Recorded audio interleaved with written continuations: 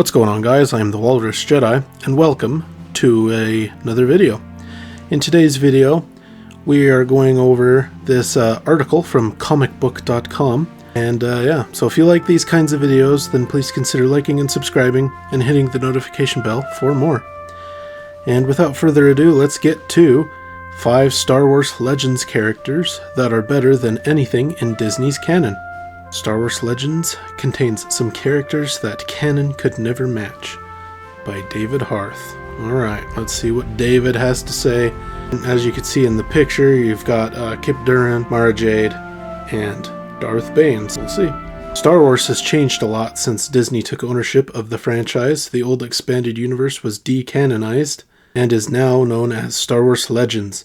This move angered a lot of Star Wars fans, as Legends was a beloved part of the Star Wars experience for several decades. Many fans loved the characters they were introduced to in the books, comics, video games, and tabletop RPGs that told the story of the expanded universe. There are many Star Wars characters that fans want to see in live action, and some of them come from Legends. However, fans' favorites to be brought into canon. Yeah, because people they've brought in, the characters and things, they tend to ruin. So at this point, I think it's better to just leave them alone. Correct, Grand Admiral. Our fighters have already engaged the target and pursued them into the debris field. Withdraw the fighters. Why not allow them to follow? There's no need to waste our resources. Right. There are a variety of reasons. Legality. But one of the biggest is the simplest. These characters are just too good for the current canon. You got that right. Legends introduced some amazing characters, and some of them are better than anything that Disney's canon has introduced. A very interesting opinion. Man, this thing is chock full of ads. How annoying. Mara Jade Skywalker. Oh, okay. Not a bad pick. Let's see. Alright. Mara Jade was introduced in Heir to the Empire.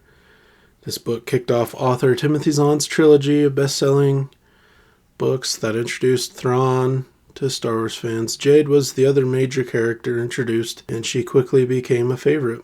Well, the other major character, I would say there's 3 major characters in that trilogy. You have Thrawn, Mara Jade, and Joruus C'baoth. As you know, he's kind of he's another villain for the trilogy. He's pretty important, but you also have Talon Karde and Pelion. They're both important, but I don't think they're as popular as Mara Jade and Thrawn.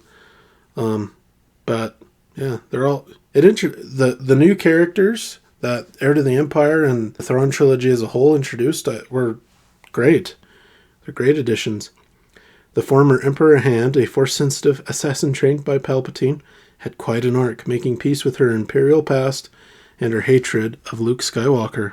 Trained as a Jedi and eventually marrying Luke, the two had a son, and she became his second-in-command before she was, spoilers, killed by Jacen Solo, Leia and Han's son, who was on the path of the Sith.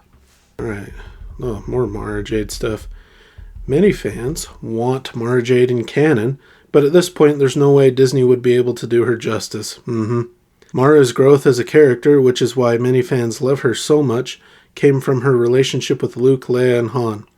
While there is a lot about the post-Battle of Endor continuity that fans don't know, Mara doesn't really fit into this world. There would be no way to make her character arc work, which would just make any adaptation of her a pale imitation. That's been a big problem with adapting Zahn's character, Thrawn, in canon.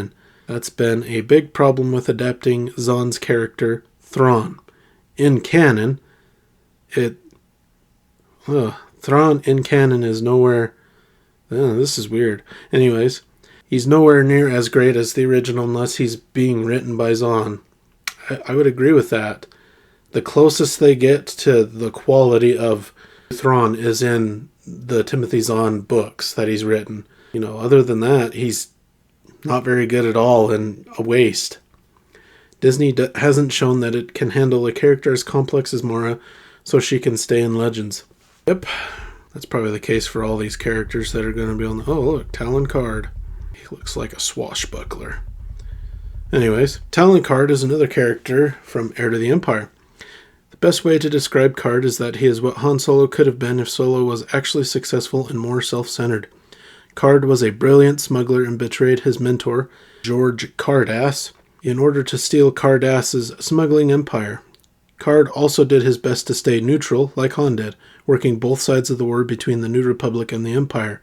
He soon threw in with the heroes, realizing the Empire wasn't going to allow him any freedom, helping the New Republic in their wars in the decades to come. Star Wars is full of scoundrels, but the Disney Canon hasn't really done a good job of making them work, with the only one actually working being Jade Wood in Skeleton Crew. Really, that is your example in Disney Canon of a successful scoundrel. Interesting. Karde is a character that needs a certain balance. He's a criminal at heart, even when he's legit.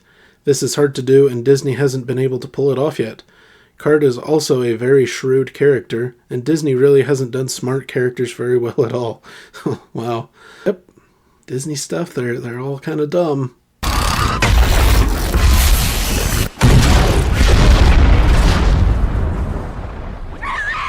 This is the biggest problem with another smart Zahn character that was brought into canon, Thrawn. Oh, you're bringing up Thrawn again. Karde and Thrawn are characters who are constantly outsmarting the people around them, and a dumbed-down Karde wouldn't really work, so it's best that he never joins this new canon. I agree. Jacen Solo. Oh, well, you basically have knockoff Jacen Solo already in Ben Solo. I mean, I don't think you can have Jacen Solo as well. That wouldn't make any sense. I don't know who would say that Ben Solo is better than Jacen Solo, because that's wrong.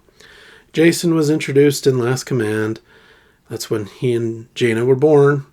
Fans got to watch Jacen grow up, and he co-starred in the Young Jedi Knights series of books written by Kevin J. Anderson and Rebecca Mosta with his twin sister Jaina. Jacen would come into his own as a character in the 19-book series The New Jedi Order, the Darkness trilogy, and the 9-book series Legacy of the Force. Jacen was set up as the next great hero, but his study of the Force and high power level led him to the dark side. Jacen was able to take over the galaxy as a Sith Lord for a short time before Jaina stopped his reign. Jacen is one of the most fully realized characters in Legends. Disney did try to do their own version of Jacen, Kylo Ren, yep, I said, and failed miserably.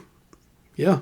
Jacen's rise and fall was a delicate balancing act. His fall to darkness was born of his life of conflict and his pacifistic ways being challenged by the bloody realities of life. It's done with subtlety, and Disney has shown that it's as subtle as a shotgun blast. Dry up, Dursley, you great prune! Kylo Ren is something of a failure as a character and is much, much simpler than Jacen.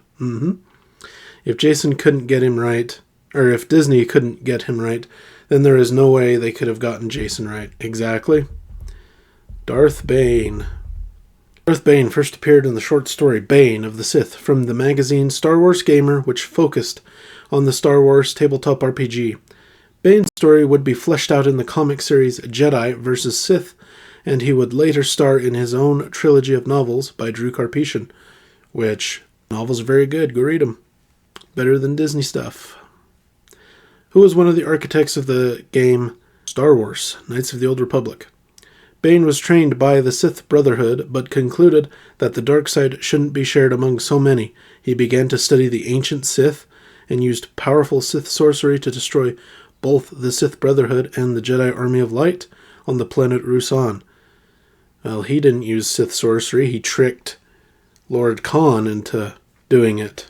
Bane would go on to create the Rule of Two, being influenced by Darth Revan and some other teachings and things, because, he went and found holocrons. And, what a great series. Changing the Sith forever and leading to the Empire a millennium later. Technically, Bane is canon, but the canon version has no history so far other than being the founder of the Rule of Two. Do you know who I am? Yes, Darth Bane, the ancient Sith Lord you are. Bane's story in Legends is one of the best, and Disney simply hasn't shown that they can pull that kind of quality off. Much of that comes from author Drew Karpyshyn. Karpyshyn has proven himself as one of the best Star Wars creators out there. His Bane trilogy went into detail on the character, creating the best parts. While Lucasfilm has employed some great writers, so far they haven't really shown that they have been able to make Bane work as well as Legends did. Kyp Durron. Kyp Durron first appeared in Jedi Search, the beginning of the Jedi Academy trilogy by Kevin J. Anderson. Kyp was a prisoner on Kessel who helped Han and Chewie escape. Luke discovered that he was powerful, Force sensitive, and brought him to his Jedi Praxium on Yavin 4, where he ran afoul of the ancient Sith spirit Exar Kun. Kyp fell to the dark side, stole a sun-destroying superweapon, and committed genocide and was eventually redeemed. He became a Jedi Master and agitated against Luke during the Yuuzhan Vong War from the New Jedi Order series.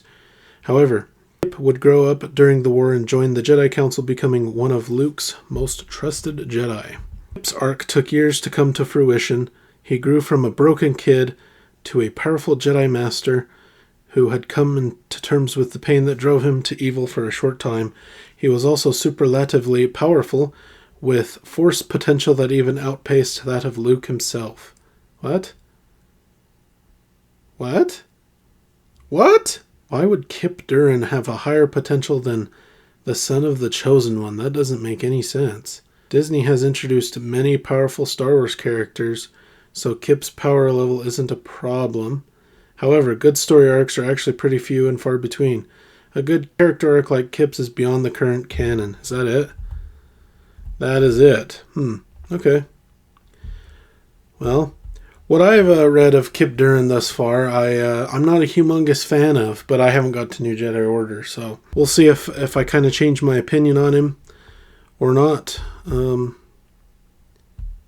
yeah, Jacen. Okay. Yeah. Well, you could have done 10 characters, really. I mean, most of the... Here, we'll leave it on Mara.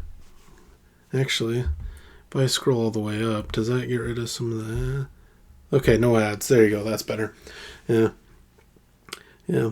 I just saw this article, I was like, oh, we don't see things like this, very often where someone is positive over, they basically it's a positive EU or Legends thing over the Disney canon, so it's not something very, very popular. But yeah, you could have done 10. Well, I think there's like hundreds of characters better than Disney stuff. But kind of interesting.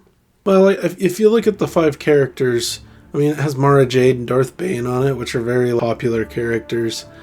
It would have been cool to kind of pull a little bit more obscure characters. That would have been cool, but Jacen isn't an obscure character.